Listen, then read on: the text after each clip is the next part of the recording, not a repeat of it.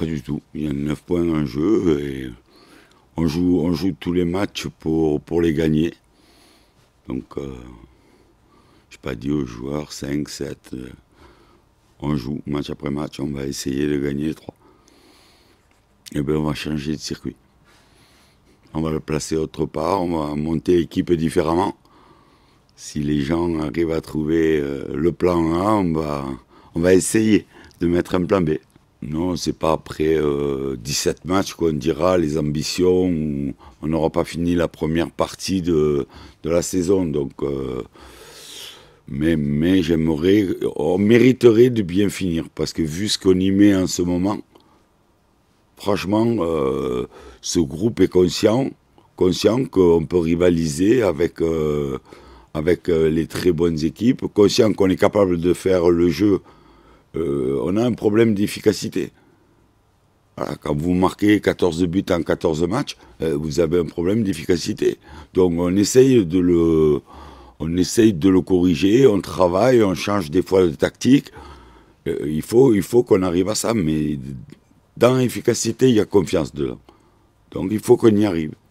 Il faut s'en persuader. Saint-Étienne, c'est... Il y a 35 ans que je suis entraîneur. J'ai connu 2-3 endroits magiques. Montpellier, parce que c'est mon club, c'est ma ville, c'est chez moi. Paris, où j'ai connu des choses extraordinaires. Et Saint-Étienne. Je n'ai vécu que 18 mois à Saint-Étienne, mais je peux vous dire que j'ai des images, une aventure humaine, avec des joueurs, avec un public, magnifique. Franchement, j'ai dans la tête ce dernier match contre Nice qui nous amène à l'Europe. Je sais que je vais m'arrêter parce que je suis cuit au bout du rouleau. Et ces gens qui vous remercient, chapeau. Chapeau. Pas du tout. Pas du tout. Personne n'arrivera à me blesser quand on parle de Saint-Étienne. Je n'ai que du positif à Saint-Étienne. Je rappelle le contexte. Quand je prends l'équipe, quand les présidents me demandent de prendre l'équipe en janvier 2017, l'équipe est 17e et sur 10 matchs sans victoire, a perdu 5-0 dans le derby à domicile. Et je dis au président, il faut renforcer l'équipe. Tout le monde est d'accord. Tout le monde est d'accord. Après, il fallait trouver des hommes. Des hommes que je connaissais, obligatoirement. C'était des Debuchy, c'était des Mvila, c'était des Subotic ou des Ntep, qui n'étaient là que pour 6 mois pour me donner un coup de main. C'était ma première mission. Tout le monde était OK sur ça. On fait 6 mois.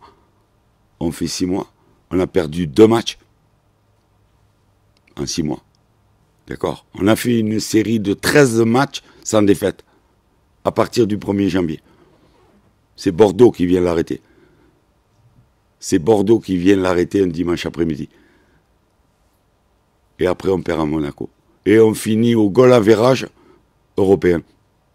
On finit 7e. Pour le goal average, on n'est pas européen. Mais on a vécu 6 mois extraordinaires. Et on a redonné le goût à des gens. On a redonné l'espoir. On a redonné la vie à un stade. Vous comprenez? Et la deuxième mission, c'est est-ce qu'on peut faire l'Europe? Je dis, en ayant fait les 6 mois qu'on vient de faire, si on y rajoute un petit plus, on se donne plus de chances de finir dans les 4 ou 5 premiers. On rajoute Casserie, on rajoute Colo, et on fait européen. On lève l'option pour Cabella. D'accord, ok. Il fallait donner 5 ou 6 millions à Marseille. Il a été revendu 12 millions en Russie. Sur la deuxième saison, en accord avec les présidents, on part sur un groupe de 15 pros. 15 professionnels. Je lui dis, s'il n'y a pas l'Europe, c'est pas la peine d'avoir 25 joueurs. 15 professionnels. J'avais vu jouer la Gambardella. Je savais qu'il y avait du talent. Et on a commencé à faire jouer Saliba. On a commencé à faire jouer Fofana, on a commencé à faire jouer Camara et Abi. Tous ces jeunes qui faisaient la différence en Gambardella. Donc, tout ce que vous avez fait en accord de toute manière avec la direction. Mais totalement. Totalement. Je n'ai que des bons souvenirs à Saint-Étienne. Et je reverrai tout le monde demain avec plaisir. Je vous garantis. J'avais un groupe de joueurs, j'avais 15 pros, c'était une armée. Une armée. Je ne dis pas qu'on était la meilleure équipe, mais les hommes, on a vécu un truc. Quand on s'est séparés, tout le monde pleurait. Il y en a encore qui vont être là demain. Il y en a. Non, ça c'est une autre histoire. Moi je parle de mon histoire. Je parle de mon histoire. C'est tout. On m'a demandé 2 missions, j'ai fait les 2 missions. Si ça avait paru exagéré, mais les gens m'auraient dit, Jean-Louis, on peut pas aller là où tu veux. On peut pas aller là où tu veux. Mais peut-être qu'on n'aurait pas redressé la barre comme on l'a fait. Et peut-être que Saint-Étienne ne serait peut-être pas en première division. C'est une autre mission. C'est une autre mission. C'est un peu ce style. C'est un peu ce style quand vous arrivez dans un groupe un peu meurtri. La différence avec Saint-Étienne, c'est qu'à Saint-Étienne, il y a une pression du public parce que le public, il aime le foot. Et Geoffroy Guichard, c'est le cœur de la ville. Vous comprenez? Et c'est là que les gens viennent se régaler. Et il faut les régaler. Il faut, parce qu'ils le méritent. Parce que, comme je vous l'ai dit, à Saint-Étienne, j'avais vécu un truc humain. Et je l'ai connu pendant 18 mois. Et à partir du moment où Ruffier n'était plus le titulaire, lui ne se voyait peut-être pas continuer à cet endroit. Il faudrait lui demander. Et à partir du moment où il était libre, je l'ai appelé pour lui demander s'il voulait venir avec moi. Et il est venu. Je ne les connais pas.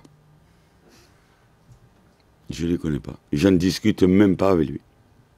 Non. Je le regarde travailler. Je sais qu'il a la même mise sur le gardien et sur l'homme. Sur l'homme.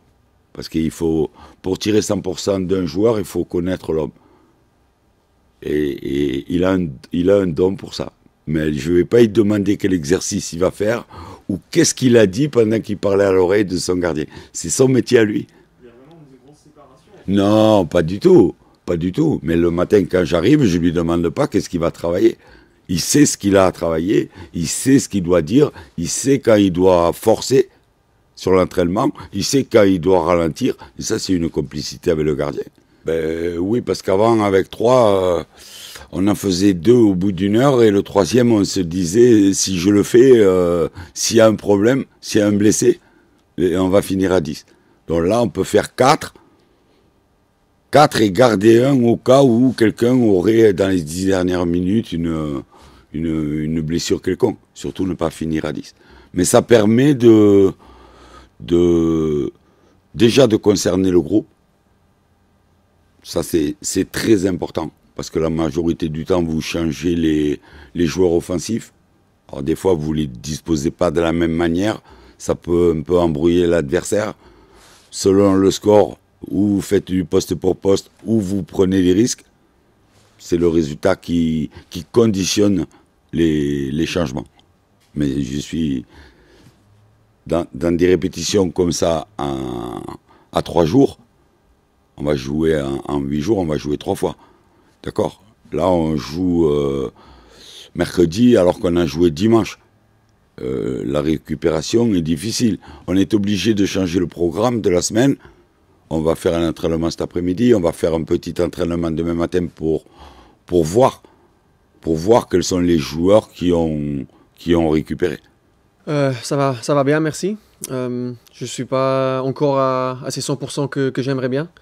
Mais ouais, j'ai utilisé les derniers jours, surtout aujourd'hui et encore demain matin pour vraiment me mettre à l'aise pour le jeu. Et j'espère que ça va le faire. Tu postures quand tu as fait les Russes pour jouer demain soir? Bah, c'est ce que j'espère. Ah, oui, j'ai fait tout ce que je peux pour être à l'aise.